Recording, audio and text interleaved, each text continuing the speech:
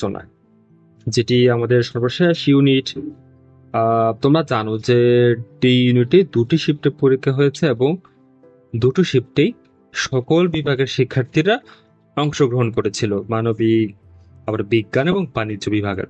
ঠিক আছে, এখন যদি আমরা শিফট 1 নিয়ে আলোচনা করি, শিফট 1-এ বিজ্ঞান বিভাগের শিক্ষার্থীদের জন্য আসন বরাদ্দ ছিল 64টি, বাণিজ্য বিভাগের জন্য ছিল 31টি এবং সর্বোচ্চ সংখ্যক আসন বরাদ্দ ছিল মানবিক বিভাগের জন্য, হ্যাঁ, যেটি হচ্ছে 184টি। এখন আমরা বিজ্ঞান বিভাগের পর্যালোচনা আসি, যে বিজ্ঞান বিভাগে 64টি আসনের বিপরীতে কত পর্যন্ত মেরিট গিয়েছে এবং পরবর্তীতে কত পর্যন্ত আর এক্সটেন্ড করতে পারে। ঠিক আছে, এরকম গ্রাজুয়ালি আমরা সকল গ্রুপের ক্ষেত্রেই দেখব।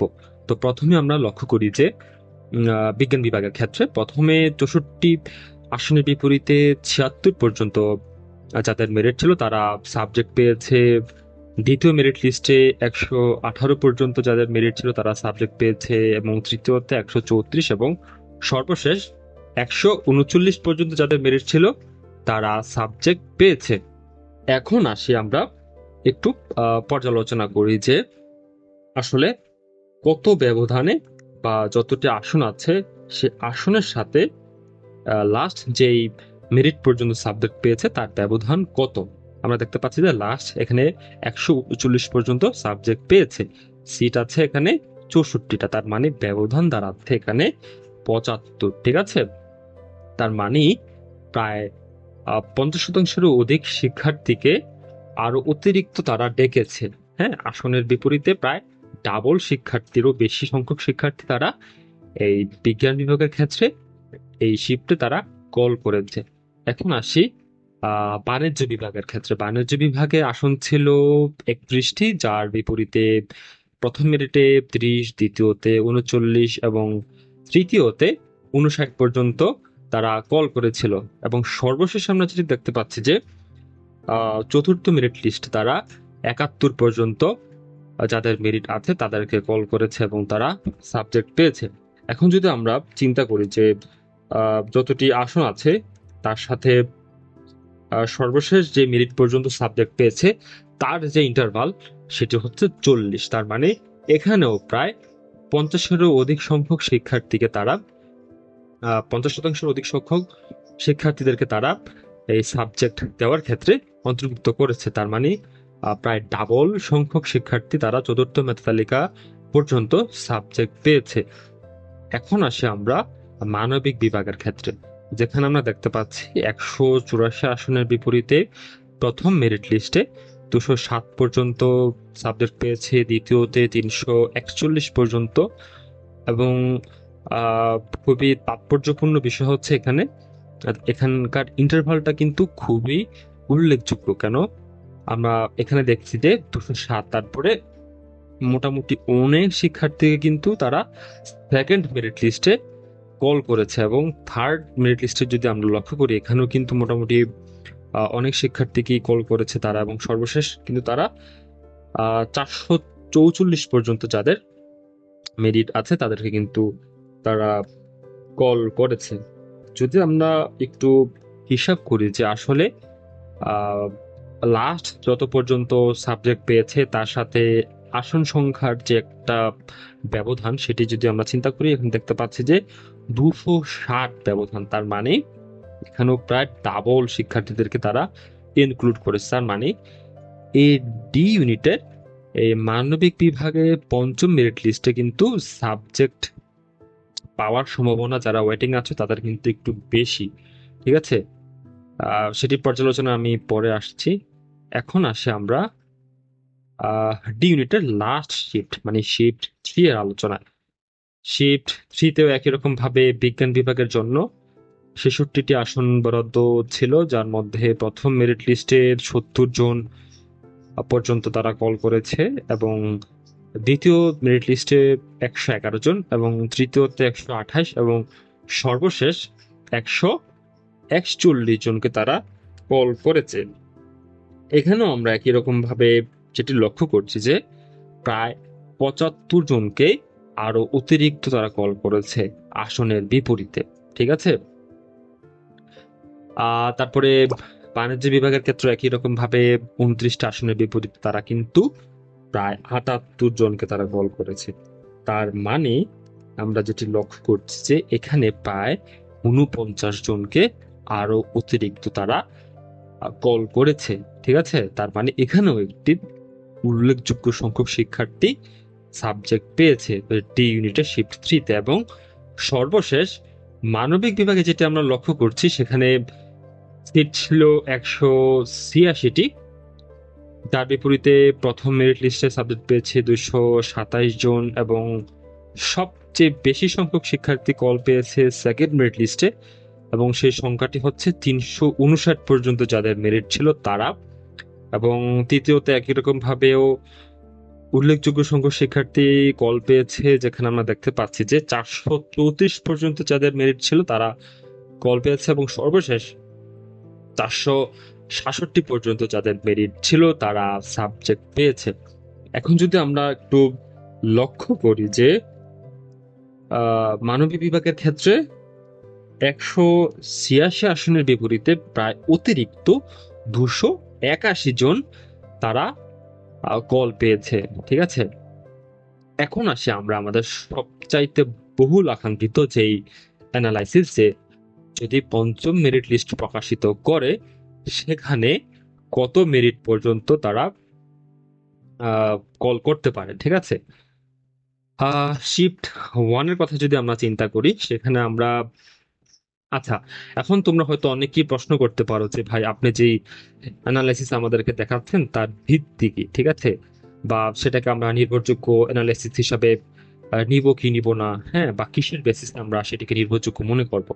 তো আমি তোমাদের জন্য সেই ক্ষেত্রে একটি কি বলবো, নির্ভরযোগ্যতার প্রমাণের সাপেক্ষে আমি তোমাদেরকে একটি টেবিল এখানে দেখাচ্ছি, যে আমি আমি যেই ভিত্তিতে অ্যানালিসিস করেছি যে পঞ্চম মেরিট লিস্টে কত পর্যন্ত সাবজেক্ট পেতে পারে, সেটি কিন্তু একই রকম আমি চতুর্থ মেরিটের ক্ষেত্রে করেছিলাম। এখন চতুর্থ মেরিটের ক্ষেত্রে যেটি করেছিলাম তার সাথে আসলে বাস্তবের কতটুকু মিল আছে সেটি তোমাদেরকে দেখানোর চেষ্টা করব। ঠিক আছে, এখন আসো আমরা একটু বাস্তবতার সাথে মিলাই। এখানে শিফট 1-এর ক্ষেত্রে আমি যেই ফল পেয়েছি, যে বিজ্ঞান বিভাগের ক্ষেত্রে চতুর্থ মেরিট লিস্টে 150 পর্যন্ত সাবজেক্ট পেতে পারে। চলো আমরা দেখি যে শিফট 1-এ কত পেয়েছে বিজ্ঞান বিভাগের ক্ষেত্রে। দেখো, বিজ্ঞান বিভাগে সর্বশেষ কিন্তু 139 জন, প্রায় 140 জন কিন্তু সাবজেক্ট পেয়েছে। ঠিক আছে, যেখানে আমার অ্যানালিসিস বলছিল যে 150 পর্যন্ত সাবজেক্ট পেতে পারে। আচ্ছা, এটা হচ্ছে চতুর্থ মেয়েদের ক্ষেত্রে। হ্যাঁ, আমি তোমাদের কাছে প্রমাণ দেখাচ্ছি, হ্যাঁ ভাইয়া, মানে নির্ভরযোগ্যতার প্রশ্ন যেহেতু তোমরা তুলতেই পারো, হ্যাঁ, তো সেহেতু তোমাদেরকে আমি জাস্ট বলে রাখছি। তো একই রকম ভাবে মানবিক বিভাগের ক্ষেত্রে যদি আমার অ্যানালাইসিস তোমাদেরকে দেখাই, সেখানে আমি তোমাদেরকে যদি দেখাই যে আমার অ্যানালাইসিস বলেছিল যে 430 এর মতো, 430 থেকে 450-এর মধ্যে যারা আছো তারা সাবজেক্ট পেতে পারো। চলো আমরা দেখি কি হয়েছে। এই দেখো, মানবিক বিভাগে চতুর্থ মেরিট লিস্টে কিন্তু 444 জন বা 444 পর্যন্ত মেরিট যাদের আছে তারা সাবজেক্ট পেয়েছে। তার মানে আমার সাথে কিন্তু মোরলেস এখানে মিলে যাচ্ছে। ঠিক আছে, এখানে আমি বলেছিলাম 430 থেকে 450-এর মধ্যে যারা আছো তারা সাবজেক্ট পাবা, হ্যাঁ, কিন্তু 444 পর্যন্ত সাবজেক্ট পেয়েছে, তার মানে আমার এই রেঞ্জের মধ্যে আছে। আচ্ছা, এখন আসে আমরা বিজনেস বিভাগের ক্ষেত্রে। বিজনেস বিভাগে আমরা কি বলেছি, যে যাদের মেরিট 75 থেকে 80-85-এর মধ্যে তারা চতুর্থ মেরিট লিস্টে সাবজেক্ট তোমরা পেতে পারো। চলো দেখি আমার কথা কতটুকু মিলেছে। এই যে বিজনেস বিভাগ আমরা দেখেছি চতুর্থ মেরিটে 71 পর্যন্ত যাদের মেরিট ছিল তারা কিন্তু সাবজেক্ট পেয়েছে। আমার অ্যানালাইসিস এখানে বলেছে যে 75 থেকে 80 বা 85-এর মধ্যে যাদের মেরিট তারা কিন্তু সাবজেক্ট পাবে। ঠিক আছে, আচ্ছা, একই রকম ভাবে শিফট 3 এর ক্ষেত্রেও যে আমার অ্যানালিসিস ছিল চতুর্থ মেরিট কেন্দ্রিক, এটা কিন্তু চতুর্থ মেরিট দেওয়ার আগেই করা। ঠিক আছে, আচ্ছা, এই যে অ্যানালিসিসটা তোমরা দেখতে পাচ্ছ যে বক্স, এটা কিন্তু আগেই করা আছে। আমি জাস্ট এটার সাথে অ্যাকচুয়াল যে মেরিট লিস্ট দিয়েছে গতকালকে সেটির সাথে সেটি আমি তোমার মিলিয়ে দেখছি। ঠিক আছে। এখন দেখো শিফট 3-তে আমি বলেছিলাম যে বিজ্ঞান বিভাগের ক্ষেত্রে যাদের মেরিট 160 থেকে 65-র মধ্যে কিংবা এর আশেপাশে, তারা চতুর্থ মেরিটে সাবজেক্ট পাবে। চলো দেখি কি হয়েছে। এই দেখো বিজ্ঞান বিভাগে এখানে 141 পর্যন্ত যাদের মেরিট, তারা কিন্তু সাবজেক্ট পেয়েছে চতুর্থ মেরিট লিস্টে। এখন দেখি আমরা তোমার এই মানবিক বিভাগের ক্ষেত্রে, মানবিক বিভাগে আমি বলেছি 440 থেকে 470 পর্যন্ত যাদের মেরিট, তারা সাবজেক্ট পাবে। এখানে দেখো 466 পর্যন্ত যাদের মেরিট, তারা কিন্তু সাবজেক্ট পেয়েছে। তারপরে এখানে যদি বাণিজ্য বিভাগের ক্ষেত্রে দেখি, আমি বলেছিলাম যে, বা আমি অ্যানালাইসিস ড্র করেছিলাম যে 70 থেকে 80-র মধ্যে যাদের মেরিট আছে, তোমরা চতুর্থ মেরিটে কল পাবা। এখানে দেখো 78 পর্যন্ত যাদের মেরিট ছিল, তারা চতুর্থ মেরিটে কল পেয়েছে। এখন আসলে ভাইয়া এগুলো আসলে নির্ভর করছে কত সংখ্যক শিক্ষার্থী তারা ভর্তি হচ্ছে না, কিংবা কত সংখ্যক শিক্ষার্থী তাদের ভর্তি বাতিল করছে তার উপর। কিন্তু আমরা আমরা আসলে কি করতে পারি, অ্যানালাইসিসটা করতে পারি একটা হাইপোথিসিস এর উপর ভিত্তি করে, ঠিক আছে। তো সেটি আমরা করার চেষ্টা করেছি, এবং তার ভিত্তিতে পঞ্চম মেরিট লিস্টে কত পর্যন্ত আসলে সাবজেক্ট পেতে পারে তার একটি তথ্য আমরা এখানে দেখানোর চেষ্টা করেছি, যেখানে খুব ইজিলি তোমরা যেটি দেখতে পাচ্ছ যে শিফট 1-এর ক্ষেত্রে আমরা একটু শিফট 1-এ যাই। আচ্ছা, শিফট 1-এ আমরা কোনটি নিয়ে কথা বলছি? বিজ্ঞান বিভাগ নিয়ে। বিজ্ঞান বিভাগ নিয়ে আমরা কথা বলছি। বিজ্ঞান বিভাগে শিফট 1-এ কি হয়েছে দেখি তো। বিজ্ঞান বিভাগে শিফট 1-এ থার্ড মেরিটে 134 পর্যন্ত কল পেয়েছে, এবং 4 নাম্বার মেরিটে 139 পর্যন্ত কল পেয়েছে। তার মানে নতুন করে মাত্র 5 জন কল পেয়েছে। এখন এই 5 জনের মধ্যে কেউ যদি ভর্তি না হয়, অথবা কেউ যদি ভর্তি বাতিল করে, তাহলে এখানে হয়তো কিছু সংখ্যক সিট ফাঁকা হতে পারে, এবং সেটিকে যদি আমরা বলি, সেখানে হয়তো 170 পর্যন্ত কিংবা এর আশেপাশে যাদের মেরিট আছে, তারা কল পেতে পারো, ঠিক আছে, বিজ্ঞান বিভাগের ক্ষেত্রে। এত যাবে না, হয়তো একটু কম যাবে। হ্যাঁ, এটা আসলে ভাগ্যের উপর নির্ভর করছে। হ্যাঁ, তারপরে যদি আমরা দেখি যে মানবিক বিভাগের ক্ষেত্রে, মানবিক বিভাগে শিফট 1-এ কি হয়েছে চলো দেখি। শিফট 1-এ মানবিক বিভাগে একটু বেশি যাবে। হ্যাঁ, একটু বেশি যাবে, এটা ধরো কোনো অ্যানালিসিস ছাড়াই বলা যাচ্ছে। কারণ এখানে আমরা দেখতে পাচ্ছি যে ইন্টারভাল, এখানে দেখো 406 থার্ড মেরিটে কল করেছিল, এবং পরবর্তীতে 444 পর্যন্ত এখানে কল করেছে, ঠিক আছে। তার মানে আমরা এখানে দেখতে পাচ্ছি যে নতুন করে আরো 38 জনকে তারা কল করেছে। তার মানে 38 জনের মধ্যে অবশ্যই সবাই ভর্তি হবে না। এর মধ্যে আবার অনেকেই পূর্বে যারা ভর্তি হয়েছে, তারা হয়তো ভর্তি ক্যান্সেল করতে পারে, ঠিক আছে। তো তারই ভিত্তিতে এখানে বিজ্ঞান বিভাগে যাদের মেরিট 490-এর আশেপাশে আছে, কিংবা তোমরা ধরে রাখতে পারো যে 500-র মধ্যে যারা আছো, তারা সর্বশেষ পর্যন্ত কল পেতে পারো। এখন আসি আমরা সর্বশেষ যেটি বাণিজ্য বিভাগ নিয়ে। বাণিজ্য বিভাগেও একই রকম ভাবে শিফট 1-এ সর্বশেষ সাবজেক্ট পেয়েছে যাদের মেরিট সে 71তম পজিশনে ছিল, এবং যদি লক্ষ্য করি থার্ড মেরিটে কল পেয়েছিল 59 পর্যন্ত, ঠিক আছে, 59 পর্যন্ত কল পেয়েছে, এবং 4 নম্বর মেরিটে কল পেয়েছে 71 পর্যন্ত। তার মানে নতুন করে 12 জনকে কল করেছে। এখন 12 জনের মধ্যে নিশ্চয়ই 12 জন আর ভর্তি হবে না, ঠিক আছে। এখান থেকে অনেকেই হয়তো ভর্তি হবে না।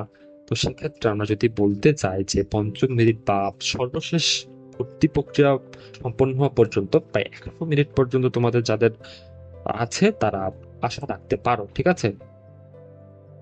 তো এই তো গেল 90 থেকে 100 যাদের মিনিট, তারা আশা রাখতে পারো। আচ্ছা, এই তো গেল শিফট 1-এর ক্ষেত্রে। এখন আসি আমরা শিফট 3-এর ক্ষেত্রে।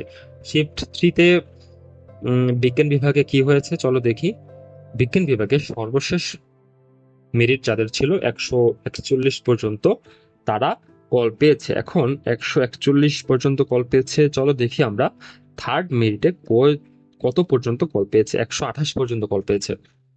এবং নতুন করে চতুর্থ মেরিটে প্রায় আমরা দেখতে পাচ্ছি যে 13 জনকে কল করেছে। ঠিক আছে, নতুন করে দেখো, থার্ড মেরিটে কল করেছিল 128 জনকে এবং ফোর্থ মেরিটে কল করেছে 141 জনকে। তার মানে নতুন করে আরো 13 জনকে কল করেছে। এখন 13 জনের মধ্যে হয়তো অনেকেই ভর্তি হবে না, কয়েকজন যদি ভর্তি না হয়, তোমাদের যদি ভাগ্য ভালো থাকে, তো সেক্ষেত্রে কিছু আসন ফাঁকা হতে পারে। এবং সেটি যদি আমি বলি, সর্বশেষ পর্যন্ত 180 পর্যন্ত হয়তো তোমরা আশা রাখতে পারো। ঠিক আছে, তারপরে আহ, এখানে বাণিজ্য বিভাগের ক্ষেত্রে সর্বশেষ কল পেয়েছে 78 পর্যন্ত যাদের মেরিট। এবং আমরা যদি থার্ড মেরিটের দিকে লক্ষ্য করি, থার্ড মেরিটে 70 পর্যন্ত তারা কিন্তু সাবজেক্ট পেয়েছে।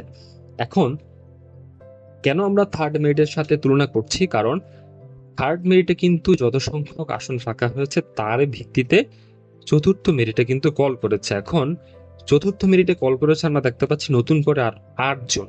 এখন এই 8 জনের মধ্যে তো নিশ্চয়ই 8 জনই ভর্তি হবে না, বা ভর্তি হলেও হয়তো অনেকে পরবর্তীতে ভর্তি বাতিল করবে। তো তারই প্রেক্ষিতে আমরা বলতে পারি যে এখানে বিজনেস বিভাগে সর্বশেষ পর্যন্ত বা পঞ্চম মেরিট লিস্ট পর্যন্ত 80-85 পর্যন্ত হয়তো যেতে পারে। হ্যাঁ, কিংবা সর্বশেষ যদি গণবিজ্ঞপ্তি দেয় সেক্ষেত্রে হয়তো 100 মধ্যে যারা আছে তারা হয়তো কল পেতে পারবে। ঠিক আছে, এখন আসি আমরা মানবিক বিভাগ নিয়ে। মানবিক বিভাগে কিন্তু তুলনামূলকভাবে অন্যান্য শিফটের তুলনায় বা অন্যান্য বিভাগের তুলনায় বেশি সংখ্যক আসন ফাঁকা হচ্ছে, কিংবা বেশি সংখ্যক শিক্ষার্থী ভর্তি হওয়ার সুযোগ পাচ্ছে এবং ভবিষ্যতেও পাবে। তা আমরা যেমনটি দেখতে পাচ্ছি যে 186টি আসনের বিপরীতে সেখানে প্রায় 467 পর্যন্ত শিক্ষার্থী যাদের মেরিট আছে তারা কিন্তু সাবজেক্ট পেয়েছে। এবং সর্বশেষ মেরিট যাদের ছিল 467, তারা কিন্তু সাবজেক্ট পেয়েছে।